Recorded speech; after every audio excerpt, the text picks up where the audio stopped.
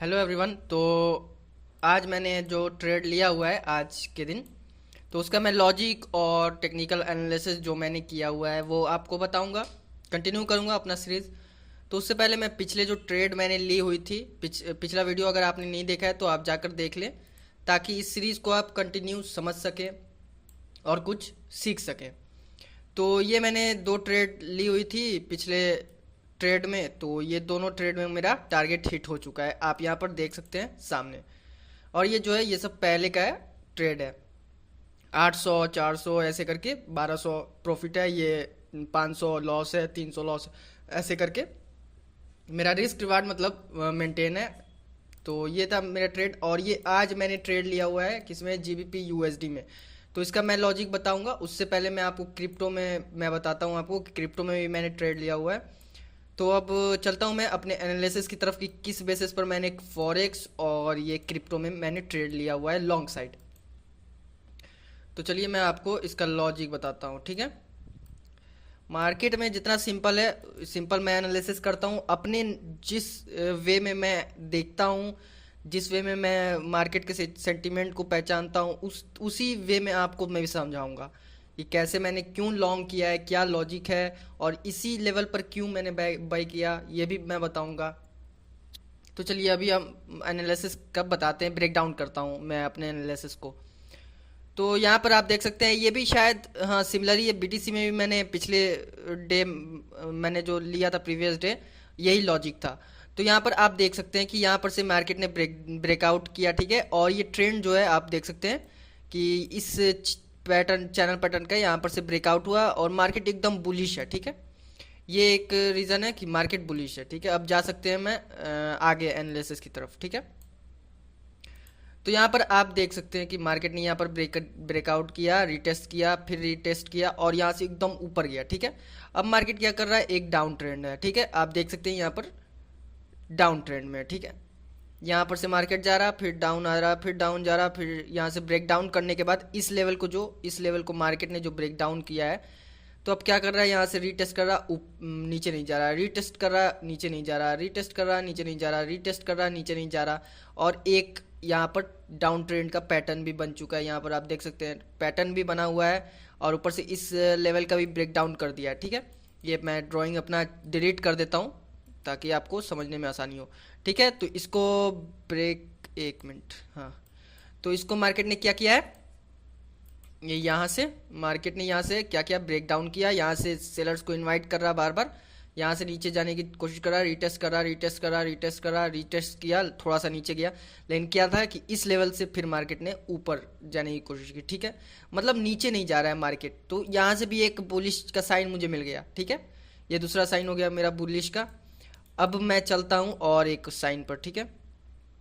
तो अभी क्या है कि मार्केट यहाँ से क्या कर रहा था, यहाँ से आया, अब यहाँ से मार्केट एक और साइन दे रहा है कि ये जो चैनल है, यहाँ से आप देख सकते हैं कि मार्केट इस लेवल पे था, तो मार्केट कहीं ना कहीं भले डाउन ट्रेंड में है, बट मार्केट कहीं ना कहीं इस लेवल को टच करने के लिए गया ही गया है, ठीक है।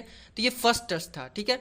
मार्केट कब अपना टच कमज़ोर करता है, वीक करता है अपना, जब तीसरा टच हो जाता है तब। तो अभी ये तो पहला ही टच है, या आप देख सकते हैं ये जो टच है ये अभी पहला टच है, तो सेकंड टच अभी तो हुआ नहीं। तो मार्केट क्या करेगा कि इस लेवल को ये जो लेवल है, मार्केट इस लेवल को टच करने के लिए फिर दोबारा आ सकता है, ठीक है। तो ये भी एक रीज़न हो गया मेरा लॉन्ग साइड जाने का। बस यही सिंपल सा एनालिसिस था। सिंपल, जितना सिंपल मार्केट रखोगे, रूल और डिसिप्लिन में रहोगे, उतना आपको इजी होगा मार्केट को समझना। नहीं तो फिर वही होगा कि मार्केट एक सेटअप पकड़ा, फिर दूसरा सेटअप पकड़ा, ऐसे करते रहोगे, चेंज करते रहोगे, ऐसे चलता नहीं है। वैसे आपको घूम फिर कर आप उसी एक सर्कल में घूमते रहोगे। लॉस होगा तो फिर आप चेंज करोगे सेटअप, फिर आप ये चेंज करोगे, साइकोलॉजी चेंज करोगे, रिस्क रिवार्ड चेंज करोगे, ऐसे चलता रहेगा। इसी लूप से आप जिस दिन बाहर निकल गए उस दिन आप प्रॉफिटेबल हो गए। तो इस लूप से बाहर निकलना ज़रूरी है, इस सर्कल से। ये जो राउंड राउंड घूमते रहते हो, कभी प्रॉफिट होगा कभी लॉस होगा, ये राउंड से जब तक आप निकलोगे नहीं तब तक आप प्रॉफिटेबल नहीं हो पाओगे। तो यहाँ से मैंने इसी रीज़न था कि यहाँ से मैंने इस लेवल से लॉन्ग साइड का ट्रेड लिया हुआ है। तो अभी मेरा यहाँ पर आप एक मिनट, यहाँ पर आप देख सकते हैं कि इथेरियम यूएसडी में अभी मेरा 0.55 डॉलर का लॉस चल रहा है, तो मुझे लॉस से अब डर नहीं है क्योंकि मैंने अपना रिस्क रिवार्ड मेंटेन किया हुआ है। मुझे पहले ही प्रॉफिट अपना मतलब हो चुका है, लॉस भी होगा तो मेरे प्रॉफिट का ही होगा, तो मुझे दिक्कत नहीं है। तो रिस्क मैनेजमेंट सबसे सबसे पहली चीज़ है, रिस्क मैनेजमेंट। कुछ करो ना करो, रिस्क मैनेजमेंट करो। तो यहाँ पर आप देख सकते हैं 1:2 का मेरा रिस्क रिवार्ड है। लॉस होगा तो मैं ये इतना देने के लिए तैयार हूँ, लेकिन प्रॉफिट मुझे होना चाहिए तो इतना होना चाहिए, सिंपल सा बात। तो ये हो गया आपका क्रिप्टो का। अब मैं आपको चलता हूँ फॉरेक्स में, आपको बताता हूँ कि फॉरेक्स में मैंने जीबीपी यूएसडी में भी लॉन्ग क्यों किया है, क्या रीज़न था। तो यहाँ पर देखें आप, ठीक है, यहाँ पर क्या कर रहा है मार्केट। ये एक लेवल है जहाँ से मार्केट नीचे आ रहा है बार बार, ठीक है। ये आप देख सकते हैं यहाँ से मार्केट नीचे आ रहा। चलिए मैंने मान लिया कि मार्केट नीचे आ रहा, ठीक है। तो एक और यहाँ पर मेरे लॉन्ग साइड जाने का क्या रीज़न है, क्योंकि मार्केट तो उस लेवल से नीचे आ रहा तो मुझे शॉर्ट करना चाहिए था, बट मैं लॉन्ग क्यों कर रहा हूँ। तो इसका मैं रीज़न बताता हूँ आपको। जब भी मार्केट आ रहा, थोड़ा सा पुल बैक ले रहा, ऊपर जा रहा, यहाँ पर से भी पुल बैक लिया, ऊपर गया, पुल बैक लिया, ऊपर गया, मार्केट ने इस लेवल को ब्रेक किया है, तो अब मार्केट को थोड़ा और ऊपर जाना चाहिए। ये एक रीज़न हो गया कि मैंने बुलिश की तरफ देखा, ठीक है। और मार्केट का रीज़न है कि मार्केट एक अप ट्रेंड में है और यहाँ पर एक चैनल के अंदर आ चुका है, चैनल पैटर्न में आ चुका है। मार्केट एक बुलिश की तरफ ही जा रहा है, तो मेरा शॉर्ट साइड जाने का मन भी नहीं था, क्योंकि पिछले बार भी मैंने 2 ट्रेड लिए, लॉन्ग ही गया और मार्केट बुलिश भी था। तो अभी तो शॉर्ट जाने का कोई रीज़न भी नहीं बनता। और आपको बताता हूँ यहाँ पर कि मार्केट हायर टाइम फ्रेम पे एक यहाँ पर रेजिस्टेंस मतलब सप्लाई एक बना रहा था। ये लेवल जो है, ये जो लेवल है सप्लाई बना रहा था, ठीक है। तो मार्केट क्या करता है कि इस लेवल पर आने के बाद मार्केट नीचे जाने की कोशिश कर रहा, कहीं ना कहीं इस लेवल तक जाने की, बट मार्केट गया नहीं, ऊपर आ गया। फिर यहाँ से जाने की कोशिश किया, नीचे आ गया, फिर ऊपर आ गया, फिर यहाँ से नीचे जाने की कोशिश किया, फिर ऊपर आ गया। तो यहाँ से क्या कर रहा, कहीं ना कहीं मार्केट यहाँ से अपना एसएल क्रिएट कर रहा है, स्टॉप लॉस बना रहा है मार्केट।